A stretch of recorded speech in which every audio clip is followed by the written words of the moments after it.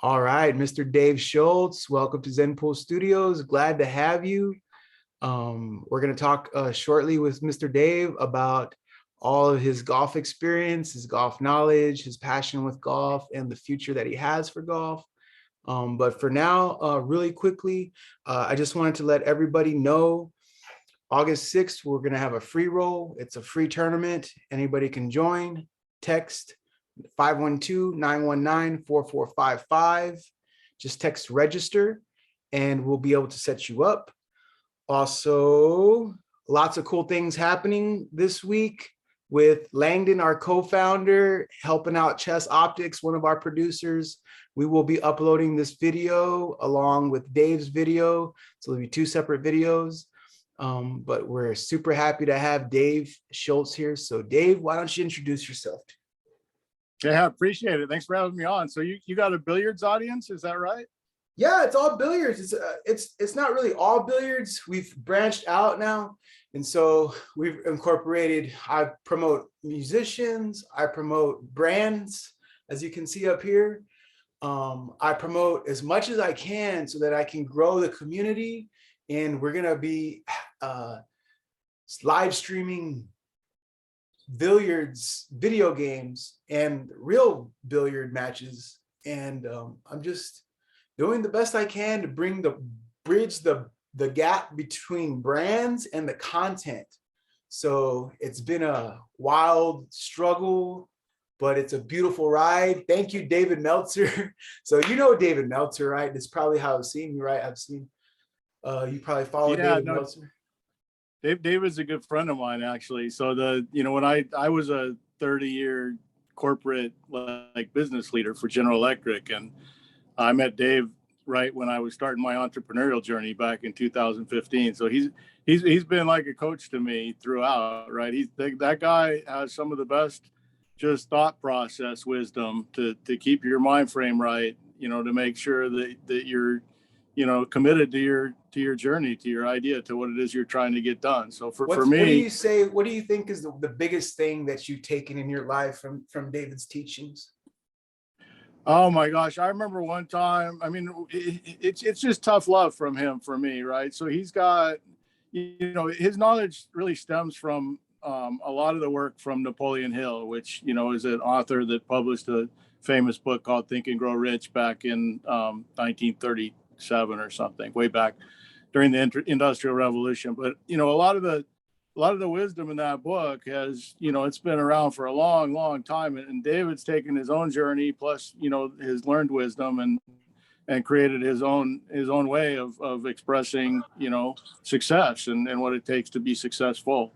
So he's a special guy. And I've been in a few tough situations, over the last 7 years now and then. And, when I reach out to Dave, the first thing is if there's any kind of complaint, he just resets it. Like I remember one time I was like 3 years into my journey and I made a comment or something. He goes, "You're quitting already, right?" And I'm like, "No, not quitting me."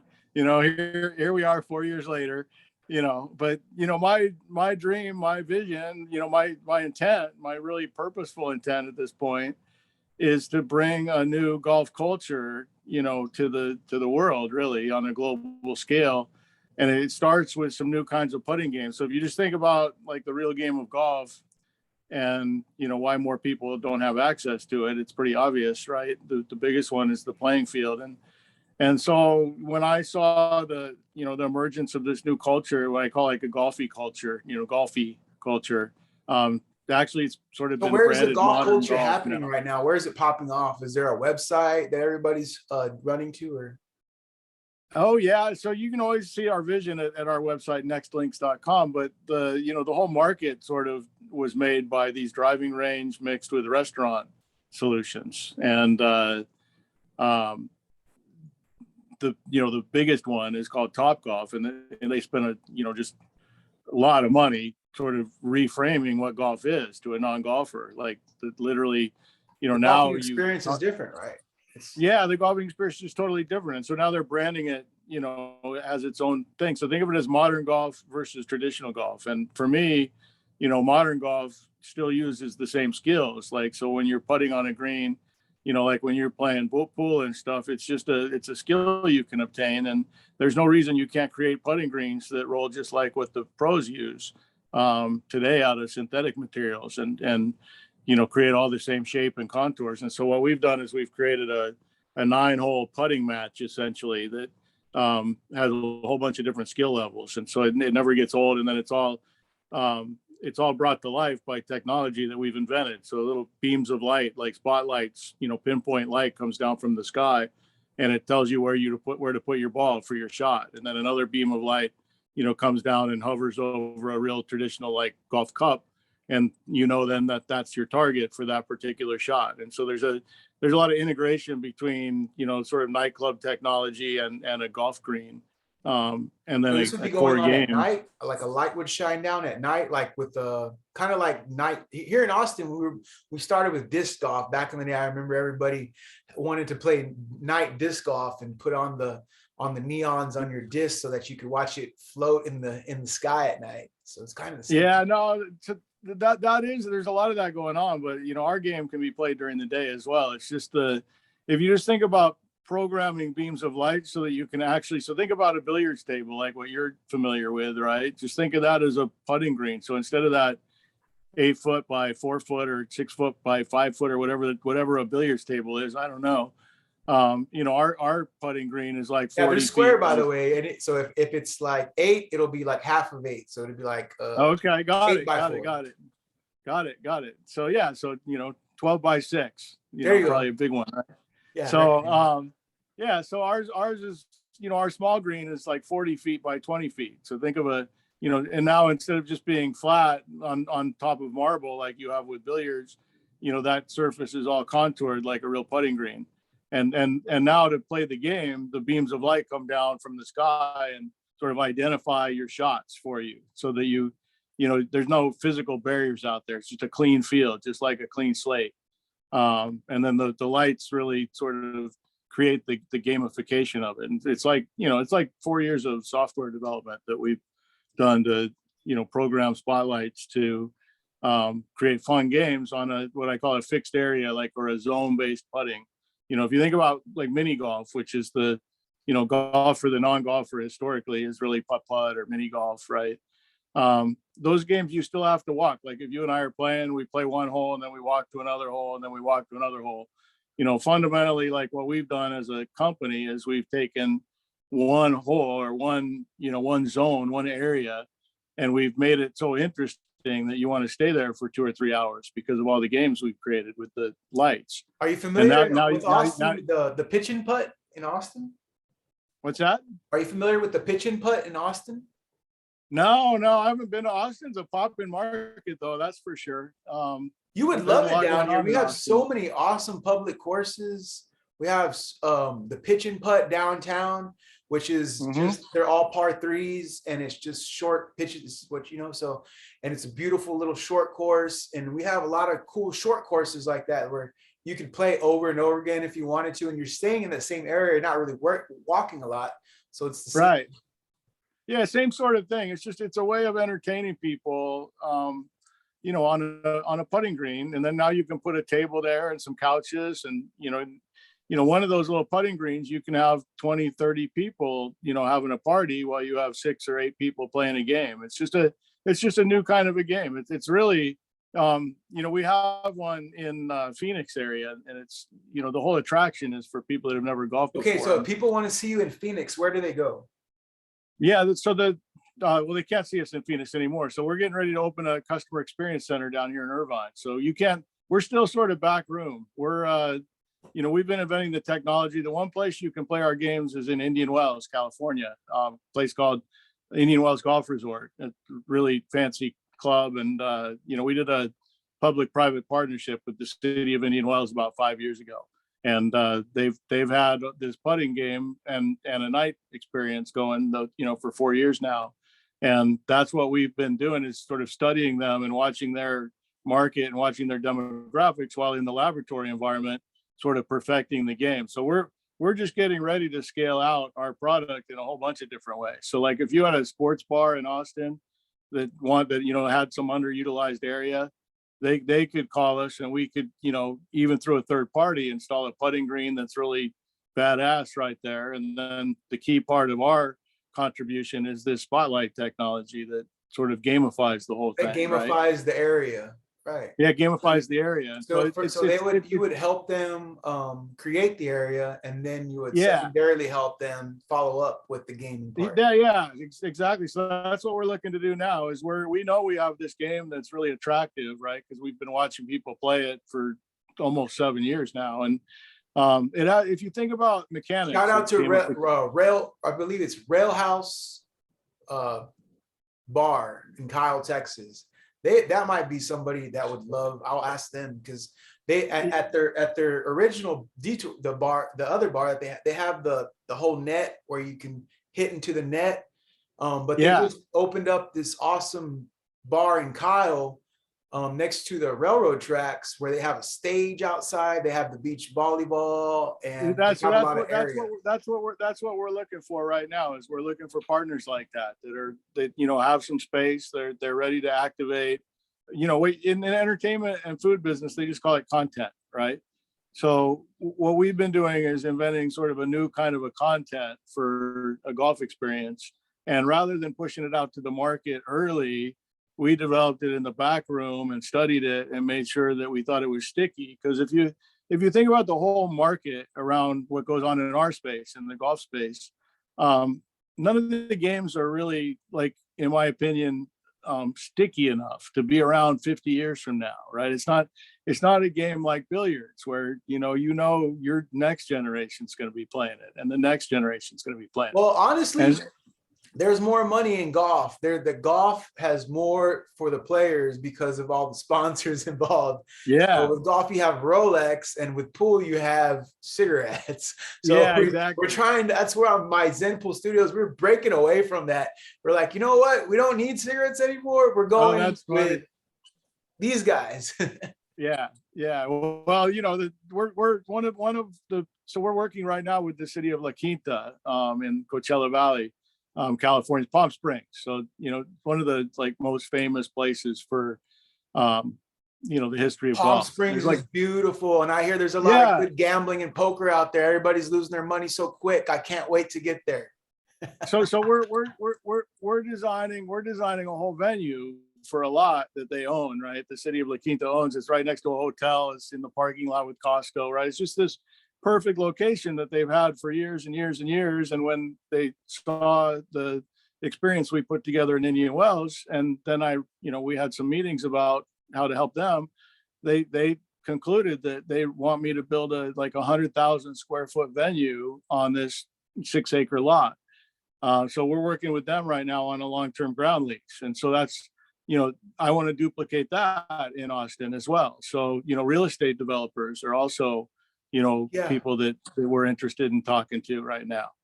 Okay, great. Well, that's awesome to hear. Now that I got those ears for you, I'd be glad to put my ears to the ground for you here in Austin, because anything that we can do to help support the other, if I can help golf grow, if I can plug you in on our channel and we can play pool with you while we talk about golf and have fun virtually, why not? That's right. So the very next step is about a 10 or 15,000 square foot. Think of it like a multi-use headquarters, right? But part of that will be an experience showroom. You could have birthdays there. You could have corporate events there. You could have team building things. You could have school outings. You could have anything your heart desires at these places. So we've been watching this space for a long time. We were ready. I was ready a few years ago to move into this customer experience center, but you got to wait until the money that supports you is ready, right? So you got to keep, that's the thing about entrepreneurialism. You're pushing forward, but you can only push forward as fast as the capital support that comes to, that's the hardest part. What runs out first, the money or your heart? Well, so I've been sometimes both, right? Well, you can see my heart's, but I've been doing this for 7 years, so I'm several $1 million into this. I can tell you, I'm 11 years in and over $100,000 under, lost to the team. Yeah.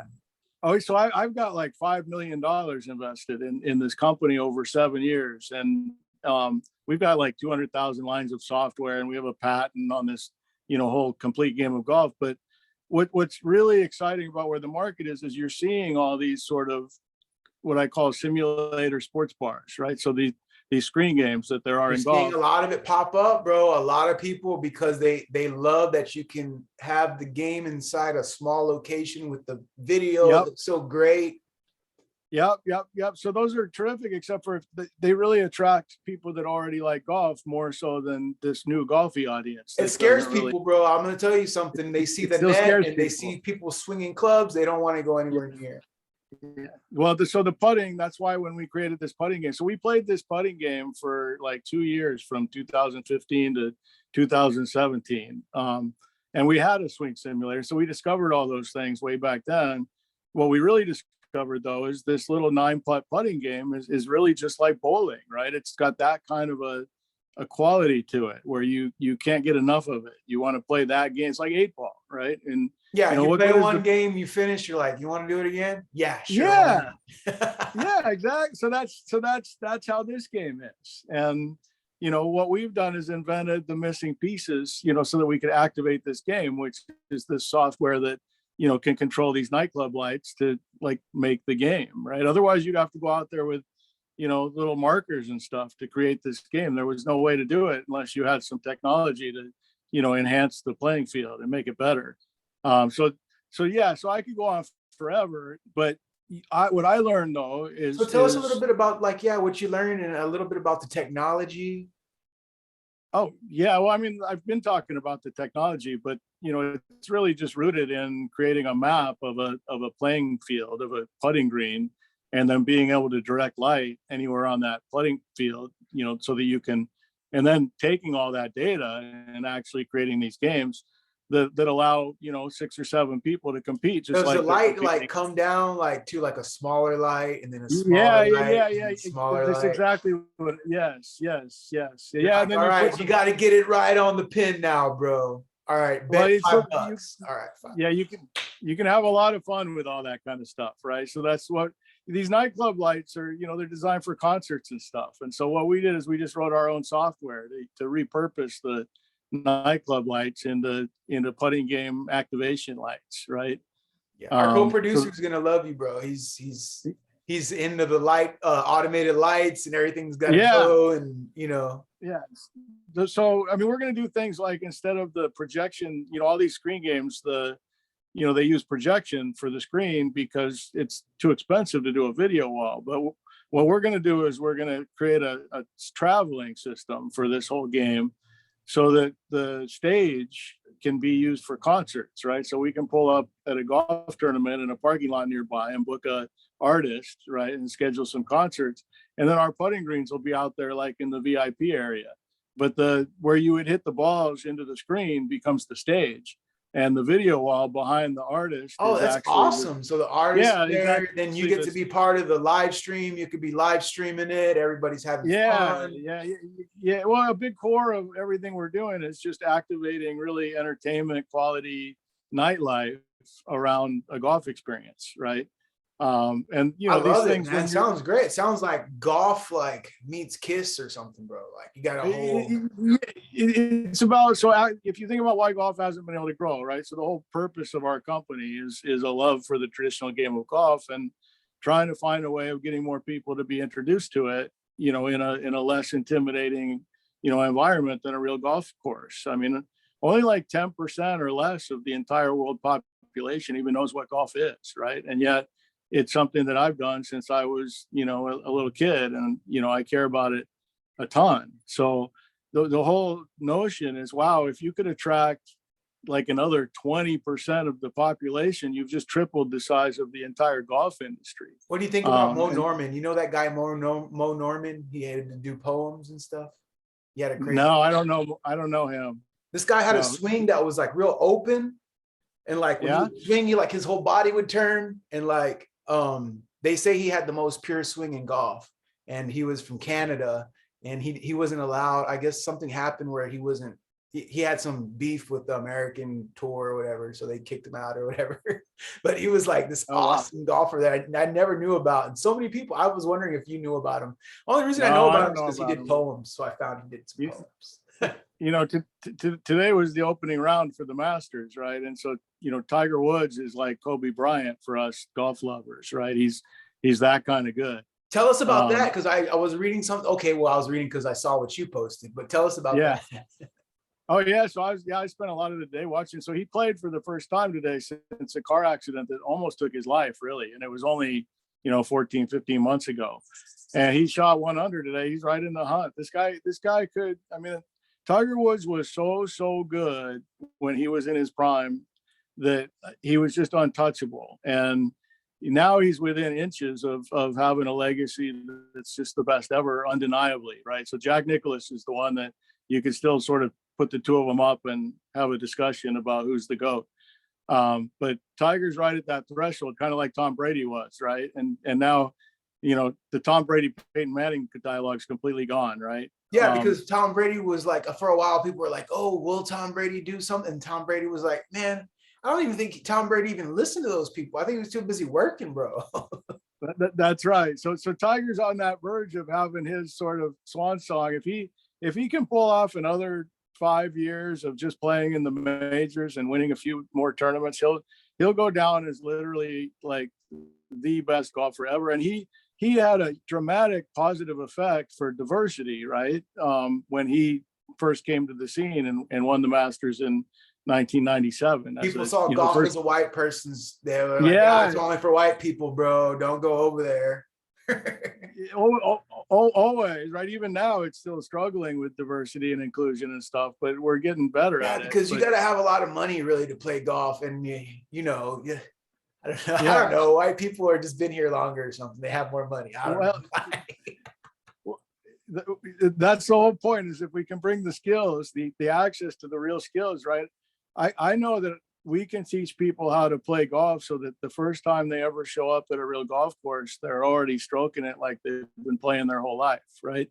So that's the thing, bro. If you got to have the right teacher, the things about mechanics for a stroke game, which includes darts, anything with a stroke means you're having a body movement, right? And you're releasing something. So anytime you're doing that, you have so many intricate movements of the whole body, and everybody's different. They have a different skeletal structure, a different physique, a different range of motion. So you're going to see a different stroke each time, right? So when I teach billiards, I just teach fundamentals. I say, look, let me just tell you how a ball works. Let me just tell you how the stick needs to hit the ball, where it needs to hit the ball. Okay, let me tell you, so once I run, it takes about 2 hours. Once I do run my whole spiel, I'm like, okay, now you have to practice for the rest of your life to be great. That's basically where you're at, right? Same thing with golf. You can pick up a club the right way. You can stand a certain way, move a certain way, keep your head a certain way, do certain things, and you'll produce the same results over and over again. Well, so the only reason more people don't do it, right, is because it's work to practice, right? So anything. So the more fun you can make. So by creating a whole new kind of sport that actually is a lot more, fun and interactive. You're practicing a lot more by intention because you want to do that, right? Because it's available in a smaller. It's kind of like the whole pickleball and tennis equation in a big, way in terms pickleball of blew up, right? Pickleball exploded. And there's there's a trickle down effect into tennis, right? So pickleball shows up, and now more people also play tennis in the future because they sort of get interested that way. But the skills don't translate the same as what I'm talking about with golf, right? So what we're talking about with our alternative games is literally the same skills that you have on the real golf course, just delivered in like smaller gamified chunks that use so you don't have to pay for a whole course for some genius architect to come out and make this beautiful course with these exotic trees and exotic grasses and beautiful birds flocking everywhere. That's great. Although this other environment needs to have some aspirational qualities to it, like that, right? But it's not the same. It's same but different, right? So what you're talking about is this just aspirational quality that golf has that is undeniable. And so part of the experience that we're bringing forward is bringing some of those qualities into the indoor space as well. So that, when I started this, I hadn't really seen anything indoors that really got me excited about, like, oh, I'd love to go play there myself as a golfer. And I can say the same thing today, right? So that's what this customer experience center is all about, is doing, now demoing, sort of this next level of what we're doing in a Next in a level at controlled studio. nextlinks.com. Yeah. So pretty fun to be, sort of at this point of seeing where the market is. I mean, the market is really ready. I mean, I don't know if you feel it, right, as a non-golfer, but there's a real buzz around golf these days, even in the non-golfer world. The pro game's in great shape. The thing that's missing is sort of that fun golf night out, and it's not really missing. It's being filled by a whole bunch of different options. But, in my opinion, in our opinion, those options are still really using what's already been around for a lot of years because of the pop of the market. What we've really been doing is inventing something new and sort of recognizing that these market conditions were going to arrive, and the market was going to be ready to sort of embrace and adopt. I really feel, like the market wasn't tapped. It was just, the game was, it wasn't being like, okay, for example, Brunswick, when they had pool halls back in the 19, ancients, like 1920s, 1930s, they had pool halls, but people didn't have pool tables in their house. Brunswick said, That's right. They did what you did, right? Let's make it smaller so that we can put it and more people can play it. And then they marketed to women. They said, hey, even women can play this. You want it was children want to play? Sure, why not? Before it was just men gambling and smoking. But they said, why don't we make billiards for everybody so that they could expand the market, expand the growth and the sales. And that's basically what I see you're doing the same thing. You want to expand. You're saying, hey, why do we need to have such a big extravagant thing? We can do it this way where we have shorter links. Yeah. I mean, there are so many ways, right? So if you think about my entrepreneurial journey, maybe we'll finish with that. It wasn't that I had this big idea, to create this new golf experience. It was that I could see that the market conditions in the future were going to be looking for a golf experience that didn't exist yet, right? So I just could kind of see that, wow. So when you saw Topgolf, you were like, wow. I'm like, wow, they're gonna kill it, and they're gonna change the whole way people think about golf. What comes after that, right? And then I went in the lab and started building what comes after that, and got a lot of support, over a long period of time to let me. And the post of Dave & Buster's, we also want to mention that here on the video. Dave & Buster's has acquired Main Event. Main Event, yeah. And Main Event CEO is now CEO of Dave & Buster's. Yeah, I thought that was interesting. I read that as well in that article. So Dave & Buster's is doing the acquisition, but the CEO from Main Event is coming over to run Dave & Buster's. It's a great handshake, bro. It's like, hey, welcome to the family. Why don't you run the show, bro? So that's the kind of, because we've been doing this, we have a private company and we've been inventing this special sauce, right? These missing pieces is what I call it, right? What's the industry missing? What is it going to be looking for in 7 years ago is what I was thinking. And so now we're sitting there and we're ready to start selling, what the market was missing, and it's not anymore in what we have to offer. And so Dave & Buster's and those kinds of places, they think of themselves just like Topgolf. They really think of it as apples. They just think of the game of driving range entertainment like content is what they call it, right? They have, it's but just they're food still in and the content. old way of like, hey, we're just going to drive the ball out there. Yeah, it's just a game. It's just a kind of, and everybody wants to have the stickiest content, right? The stuff that everybody wants to go do, and the things you can, book a party around and build a league around. And that's, Topgolf's done a great job marketing that, but they don't really have a game underneath it that is sticky enough to, And you've seen what the you know, leagues have done for the, have you seen what the leagues have done for the billiards community? So leagues leagues, are everything. leagues are Leagues are huge, everything. right? They just Yeah. draw people and they create traction, and Yeah. they even the playing field. If nobody likes to play when they know they're gonna lose, bro.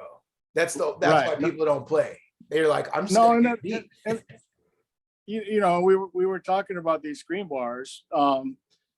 There's a whole bunch of these simulator companies, and the farther we get down this journey of product development, the more we realize that the non-golfer doesn't even know what these golf courses are that exist historically, right? So historically, these sim companies, they market, you know, Pebble Beach or some famous golf course, and that gets the golfers excited about wanting to come in and play on that golf course. Um, the game is really changing. It's really about people that have never experienced golf before. And so some of the things we're talking about are like these video games. There's a lot of golf video games out there. And how do you just take that golf video game and apply that same sort of competitive format into our playing field, which is this sort of next level, you know, game field. And so now instead of playing a real golf course, maybe you're playing a game of, you know, golf clash or something more familiar that you do in Golden Tee, right? The kinds of things these non-golfers are already engaged in. And that's the draw that we're looking at. So when you talk about the difference between, you know, us trying to outfit a sports bar with our content versus a simulator screen, we're really about bringing in a new golf audience, right? Not trying, you know, the existing golf audience likes what we're doing because it's the most high quality golfing experience you can have, like with the real skills. But the non-golfing people, they just want to have fun. And this whole new market is about fun and engaging non-golfer activities in the golf world. And none of the companies historically even recognize the non-golfer as the audience, right, that they're designing for. It's how do you get golfers that are already golfers to play more, not how do you attract people that have never golfed before, because in the past you just couldn't do it because the culture change hadn't occurred yet that needed to happen with a company like Topgolf emerging and spending their billions of dollars to create a new fun golf culture for the world. Yeah, and then we got the Oculus coming out. You know, you put the Oh headset yeah. over. Oh yeah. Well, you know, I talk about augmented reality a lot. So the Oculus is full, you know, full immersion with VR. But you know, I've seen actually some pretty cool VR games that where I could play against you. We both have our full VR goggles on, but the software recognizes spatially where we are versus each other. And so we're actually physically, you know, like I saw a basketball game being played on a real basketball court with people wearing full immersive headsets, and they They're thought probably they were, running like this. yeah, oh yeah, no, they were playing and running and shooting, and I mean it was really crazy to watch. So I mean there's all kinds of things happening with technology that's gonna, you know, infiltrate this new world of fun golf for sure. Awesome. So if So anybody wants to check you out or send you an email, Dave@nextlinks.com.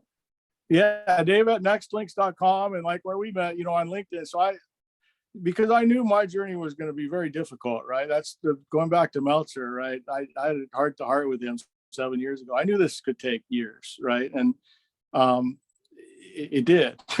So you gotta prepare yourself for a long journey, and you know, so that's where coming back to mindset and staying positive is helpful. Consistency and persistency. He says it a lot, and I believe it a But lot.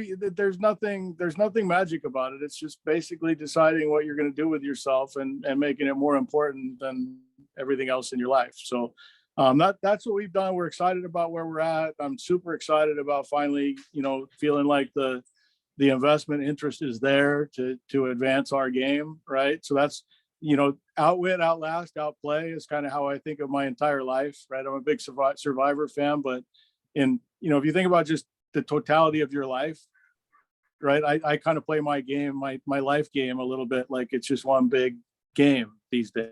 Yeah. Yeah, I mean, that's oops. I think Dave froze. Is Dave still here?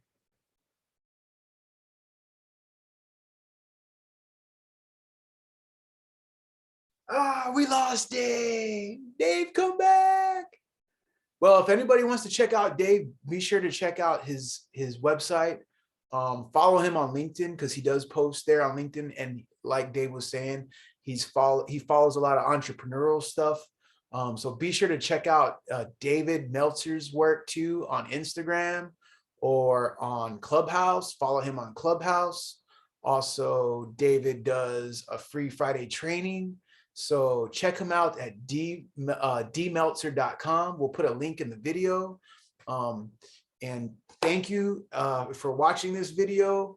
Thank you for supporting the people that come in. If you want to be on the channel, if you are a creator and you want to be interviewed to promote your brand or your product, be sure to drop us what's it called? Drop us a message. Sure. zenpoolstudios.com, www.zenpoolstudios.com. And we'd love to hear from you. Thank you, Dave Shultz, for showing up. I think we just lost him due to, I'm pretty sure Dave had some signal issues, but we're going to end this recording.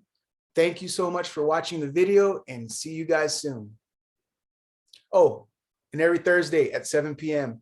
if you want to promote 7 p.m. Central Time, if you want to come in and talk about your product or introduce yourself, feel free to just go to our website, zenpoolstudios.com, hit the Facebook link, the icon, and the Zoom link will be found at the very top.